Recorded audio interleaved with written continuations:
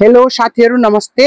म सुदीप भण्डारी, तपाईहरुलाई स्वागत छ टुएस टिभी नेपालमा। म यति बेला नेपालको एक धार्मिक स्थल ऐतिहासिक स्थल यो सेदिबेनी धाम स्याङ्जा जिल्लामा पर्छ। सम्भवतः यो स्याङ्जा जिल्लामा अवस्थित एक धार्मिक छुट्टै महत्त्व बोकेको स्थान सेदिबेनी धाममा छु।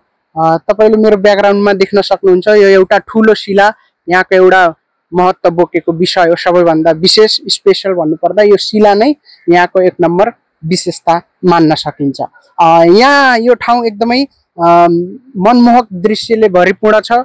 यो प्राकृतिक वातावरण पनि एकदमै मनमोहक छ। तपाईहरु अवश्य पनि एकपटक यो ठाउँमा भ्रमण गर्न आउनुहोला। अझ यो ठाउँको बारेमा अझ धेरै जानकारी मैले यहाँ हाम्रो गुरुजी हुनुहुन्छ उहाँसँग लिन चाहन्छु। थोरै संक्षिप्तमा यहाँको बारेमा थोरै जानकारी दिनको लागि मैले यहाँ गुरुलाई थोरै अनुरोध गर्न चाहन्छु। सर थोरै अलि नजिक आएर खिचिदिनु होला।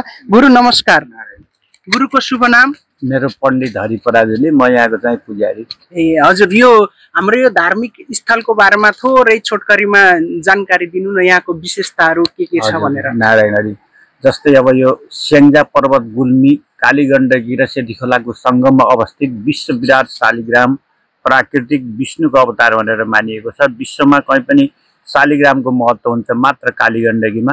कालीगण्डकीमा अनेक प्रकारको शालिग्राम पाइन्छ, जस्तै चिल्लो आकार, गोल आकार, शङ्ख चक्र आकार लगायत अनेक प्रकारको शालिग्राम पाइन्छ। त्यसमध्येमा एउटा शङ्ख आकार विराट स्वरूप शालिग्राम भनेर यो शालिग्रामलाई मानिएको छ।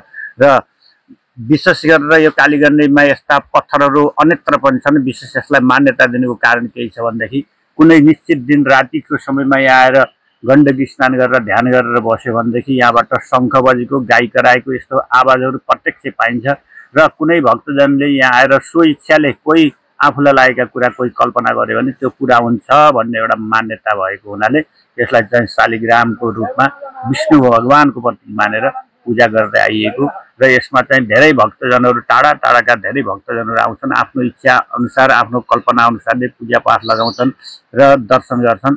यहाँको महत्त्व भनेको शालिग्राम विष्णुको महत्त्व हो। नारायण हरि जय हो। धन्यवाद गुरु, हजुरलाई धेरै धेरै धन्यवाद।